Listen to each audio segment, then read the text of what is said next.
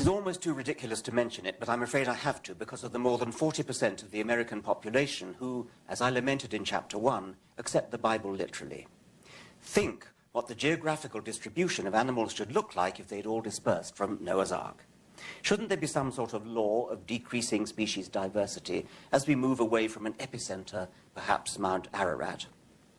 I don't need to tell you that is not what we see. Why would all those marsupials, ranging from tiny pouched mice through koalas and bilbies to giant kangaroos and diprotodonts, why would all those marsupials, but no placentals at all, have migrated en masse from Mount Ararat to Australia? Which route did they take? And why did not a single member of their straggling caravan pause on the way and settle in India, perhaps, or China, or some haven along the Great Silk Road?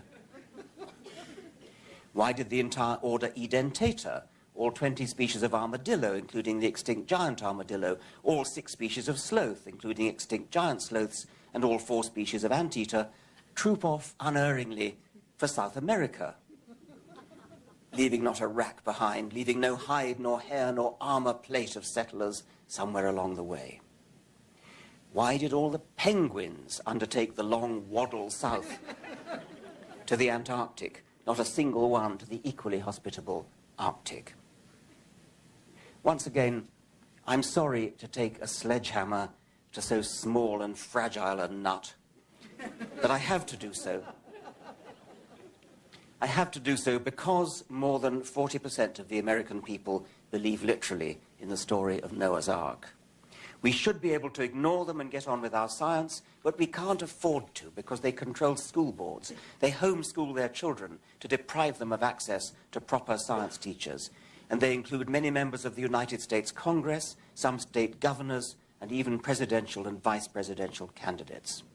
They have the money and the power to build institutions, universities, even a museum where children ride life-size mechanical models of dinosaurs with saddles, which they're solemnly told coexisted with humans. We can't afford to be snooty in Britain about that. 28% of the British population get their science from the Flintstones as well, believing that humans coexisted with dinosaurs.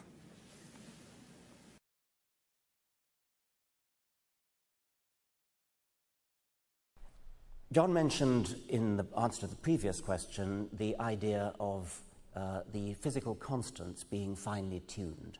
And it's quite true that many scientists, many physicists maintain that the physical constants, the half dozen or so numbers that physicists have to simply assume in order to derive the rest of their understanding, just have to be assumed. You can't provide a rationale for why those numbers are there.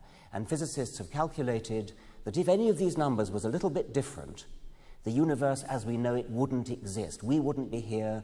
The universe would perhaps have fizzled out in the first yoctosecond, and so we wouldn't be here, or other things would have gone wrong.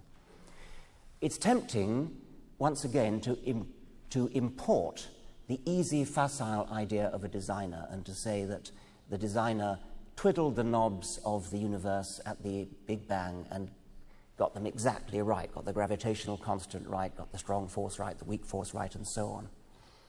But it seems to me to be manifestly obvious that that is a futile kind of explanation because, as the quotation says, who designed the designer? You have explained precisely nothing because instead of just saying, oh, well, the knobs were tuned to the right values anyway, you say, oh, there was a God who knew how to tune the knobs to the right values.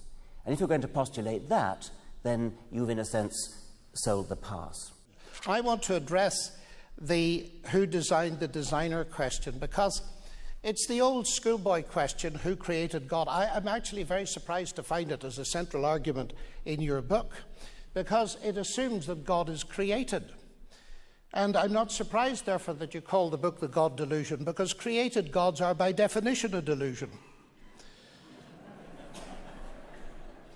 Now, I know, and I ought to explain, that Richard doesn't like people who say to him that they don't believe in the God he doesn't believe in.